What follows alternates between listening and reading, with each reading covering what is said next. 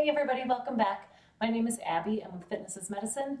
Today, you asked for it. I'm going to give you a full core workout. There's a lot of different exercises we could do, but I'm going to give you 6 great exercises for your core, for your abs, and these are ones that you can either intersperse in your daily workouts, maybe do a few in the morning or some when you get home from work or whatever your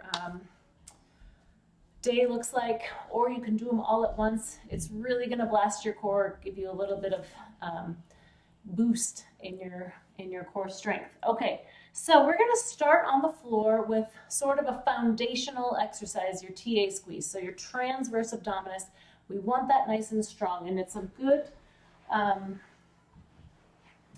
stabilizer, and it's a good one to start knowing how to access and how to squeeze. So on your back, I talk about this a lot.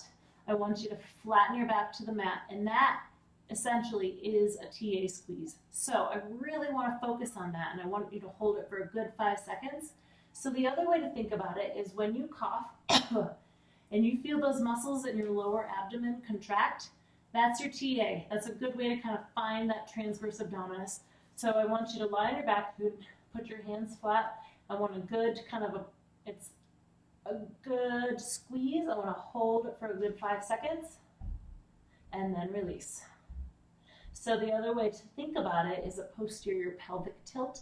Now, the reason why that's the last way I describe it is because I don't want anybody to start doing this. I don't want you to really squeeze and posterior pelvic tilt and go into a kind of an altered bridge. I just want a good flatten your back to the floor or to the mat, whatever you're working on, and then release. So we're warming up that core. Remember to come into these exercises, come into these workouts warmed up and ready to move. I forgot to mention that in the beginning, but if you've been doing my workouts, you probably are already doing that.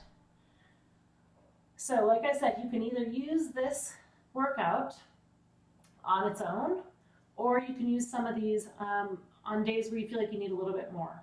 So this one, maybe on days where you're like, I really want to activate my core, but I don't want to work like, I don't want to do too much. This is another good one. Like if your low back is hurting, this is a great one to kind of, first of all, this is a good position to be in because it helps if your back is in spasm, it kind of helps relax it. And then also, we're going to do 2 more. If you're holding these, you may already be feeling it. I'm feeling it a little bit.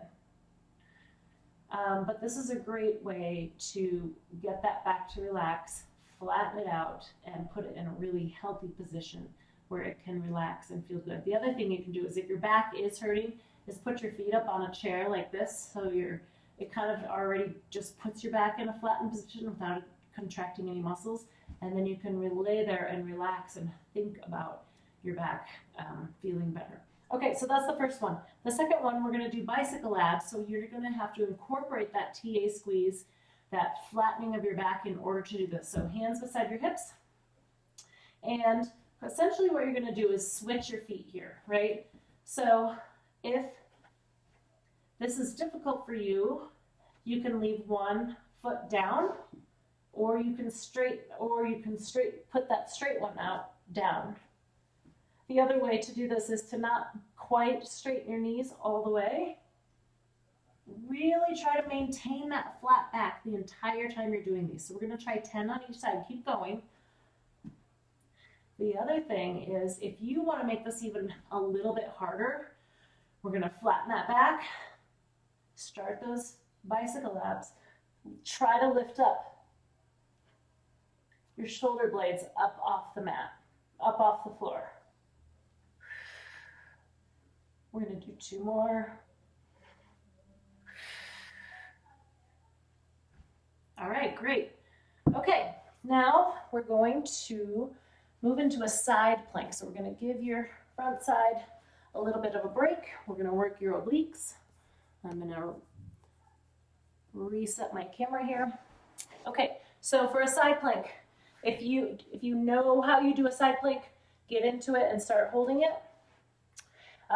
Remember, you want to start with your elbow beneath your shoulders, and you want a straight line here. You want to be Have your hips stacked, have your shoulders stacked.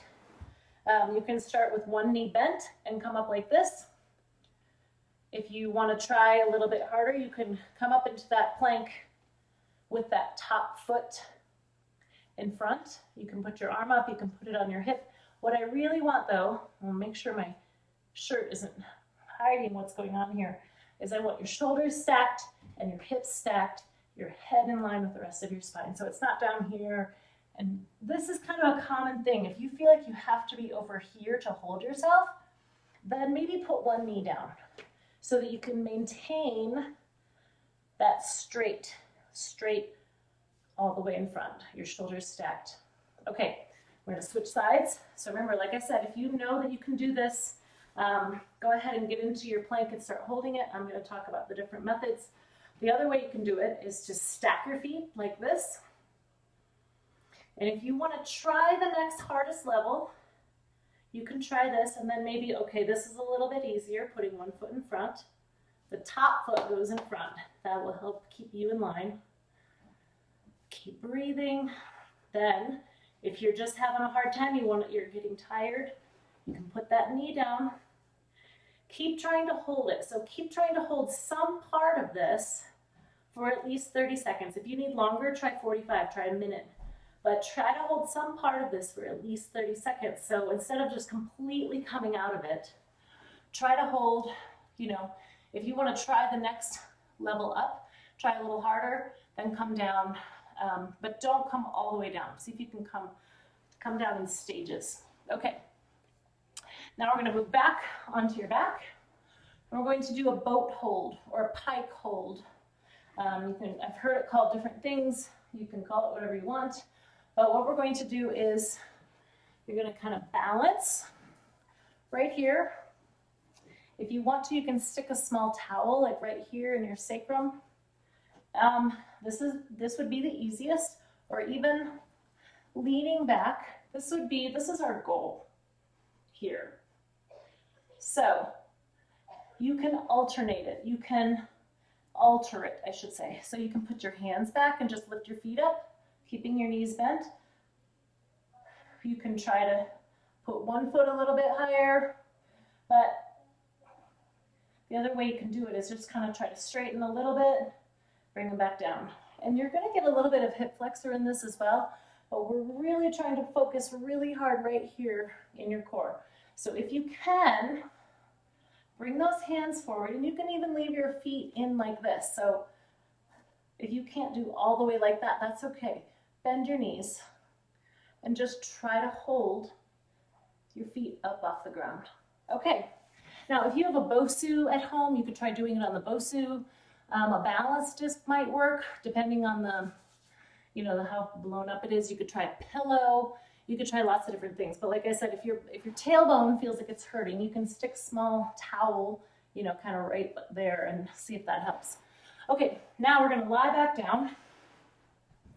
And we're going to do penguin abs. So we're going to start in that same position that we start a lot of exercises in. And your goal is to kind of lift your shoulder blades up off the floor. And if that's not happening, I at least want you to, we're going to reach towards your heels here. So you can reach and then come back to normal, back to neutral, reach, back to neutral, reach. So that's the way to start this. If you can, I want you to come up, bring those shoulder blades up off, and hold that, and alternate reaching for your heels here. Now, the way to do this without hurting your neck is to think about a rope coming out of your chest, lifting you up versus lifting you here. So it's not entirely different, but really envisioning it and thinking about it in your head and trying to lift you up versus rolling forward can really help that little bit of that neck pain that comes along sometimes with abs like this. The other thing is you can lift your, depending on where you're at, you can lift it up a little higher, a little lower, and put your tongue on the roof of your mouth. That can also help with that neck pain. If you need to, you can put kind of one hand behind your back, behind your head, but I really want you to try, even if you're down here, lift up once, come back, lift up once, come back. Okay, penguin abs. Okay, we've got one more to do. We're gonna continue on your back. So we're gonna do scissors legs. So again, there's a lot of different ways to do this. This would be what I'm looking for. Now, in order to do that, I really want you to think about that TA squeeze again, so flattening your back before you go out there. So this is,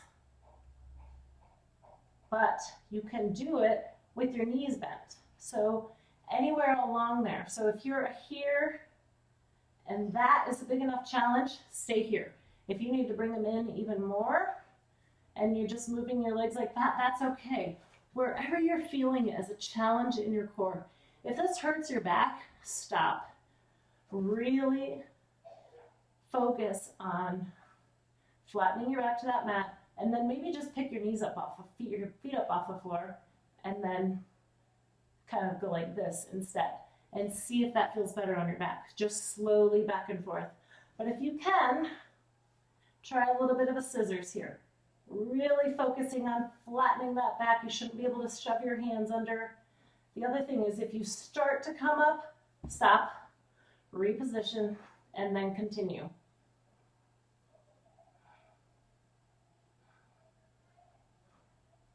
Okay, great. So if you're really feeling it in your core, one good way to stretch is to just lie down on your back and really just reach and stretch as far as you can. So reaching your toes, reaching your fingertips towards the opposite sides of the room. And breathe. That is probably the best way to stretch. The other thing is if you don't have back pain or back injuries, you can try a little bit of back extension. So, you know, we could do a little bit of cat-cow. So you can do an arch back and then kind of a cat into a cow. I want to make sure I'm still on screen here. And you can even try a little bit of what's called an upward dog. So if you've ever done yoga, there's downward dog here, and then just a little bit of an upward dog, or you can just simply stand and stretch to the side. You can stretch both ways. So kind of all along, lengthening through your core. Okay, great. Let me know if you have any trouble with those or if you need any other ideas to help you be able to accomplish those. And we'll see you next time. Remember to do those stretches, cool down. If you want to, like I said, you can add these into other exercise, into other workouts, or just do this all on your own and just kind of have a core blast. All right. Thank you, everybody. I'll see you next time.